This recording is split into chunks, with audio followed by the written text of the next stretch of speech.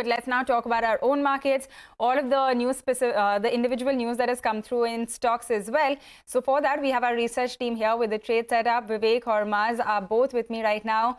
Guys, a very good morning to both of you. Vivek, let me come to you first.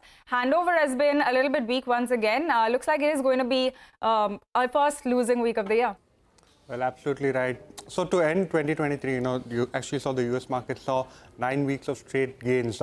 And the first week of 2024, we looked set to snap that. So yesterday, like you mentioned, all the US markets ended in the red, and the Nasdaq continues to bear the brunt of the selling pressure. Now, despite the fact that there were so many worries as far as the Red Sea is concerned, crude oil prices yesterday continued to fall and continued to cool off further on the back of increased inventories as far as the US crude oil market was concerned. But coming to the Indian markets yesterday, remember, we had a very similar set of cues, overnight cues, even yesterday were quite muted. But despite that, Nifty actually saw a gap up start and continued to hold on to the gains. So Indian markets yesterday managed to recoup all of the day before yesterday's losses. And in fact, one of the sectors that was relatively underperforming, which was the banking pack, led the recovery yesterday. The other pack that was in focus, that we discussed all through yesterday was the realty pack. It'll be interesting to see whether there is any follow-up buying over there as well. Mid-cap index, record highs. Remember, 47,000 mark has been crossed as far as the mid-cap index is concerned. OMCs, however, yesterday dragged. There was a CLSA downgrade that came in on all three of the OMCs. So that'll be one sector that we need to continue to wait and watch out for. Key cues to watch out for today, the entire power sector will be in focus. The draft tariff regulation norms for the period of 2025 to 2029 has come in. So, there have been slight tweaks, but largely in line with what the analysts were anticipating. Overall, Asian markets, GIFT Nifty indicating a soft start for our own markets. Okay, Vivek, thanks a lot for getting us all of those cues. So a soft start, but let's also talk about the individual stocks that could be in focus today. Hormaz, Vivek was just pointing out that, the power pack will definitely be interesting to watch, but take us through everything else that came through. Well, aside of the power pack, there is a lot of powerful stocks that would be in focus as well today. I'll start off with Dabur with this business update where it is expecting a mid to high single-digit revenue growth in the December quarter. And they are saying that while sequential improvement has been seen in demand trends, but the rural growth continues to lag the urban market. So that is something we need to keep an eye out for.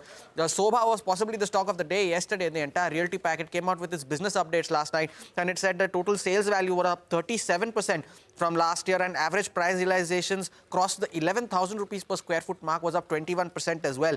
RBL Bank, the advances were up 20% in Q3, deposits were up 13% year on year. Other stocks that will react to their business updates include L&T Finance, J&K Bank, Utkarsh Small Finance Bank, and EASF Small Finance Bank.